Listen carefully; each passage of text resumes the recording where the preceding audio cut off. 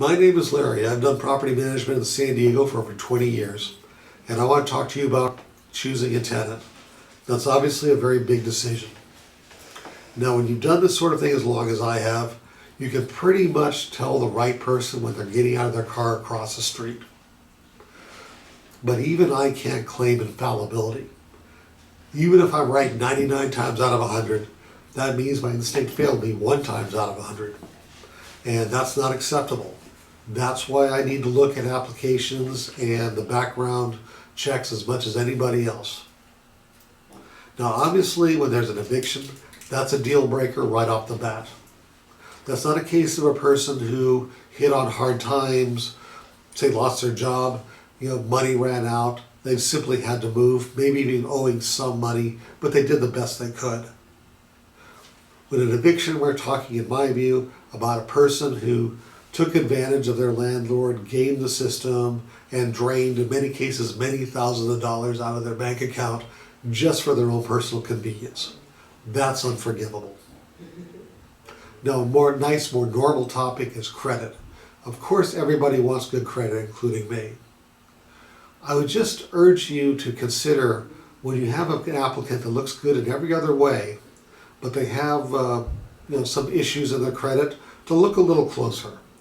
A lot of times people had a serious medical issue or lost their job, especially if they're involved in an industry like real estate during the crash of 2008, where that traumatic event impacted their life beyond their control.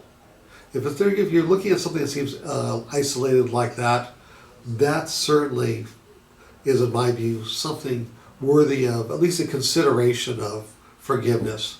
I've run across a lot of diamonds that way, and I would like to have you have the same sort of good fortune. Now, pets. No landlord ever woke up in the morning, or property manager for that matter, and said, "Oh, I hope I get an applicant today from a person who has a bunch of animals." That's just not the real world.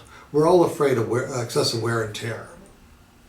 But I also want to try to put your mind at ease about it and look at it in a little more sophisticated way. Not all pets are badly behaved. I would much rather have a well-behaved pet than a poorly behaved person.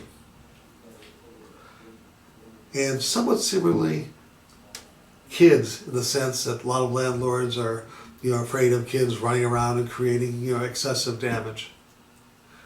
When I find a family of adults who are careful and considerate and the kind of people any of us would want to have in our homes, rental or personal, I've found that the vast majority of the time their children reflect them. And so I would hope that would give you some comfort in that regard. Obviously, we cannot and should not ever discriminate against families with children, but I think we should approach this not as a duty, but with a light heart, as long as we're choosing people based on their merits. Now, what I'm trying to get across is, I encourage you to look at these tenant selection issues as items on a scale. There's no perfect tenant, no perfect landlord, no perfect property manager. If you look at things on that scale of advantages and disadvantages in a fair, sophisticated way, I think you'll find your results a lot better than just having a small list of litmus tests that exclude a lot of otherwise very good tenants. Well, if you'd like to talk about this issue or any other San Diego property management issue, I encourage you to give me a call at the phone number in the description below and on the screen. Thanks very much.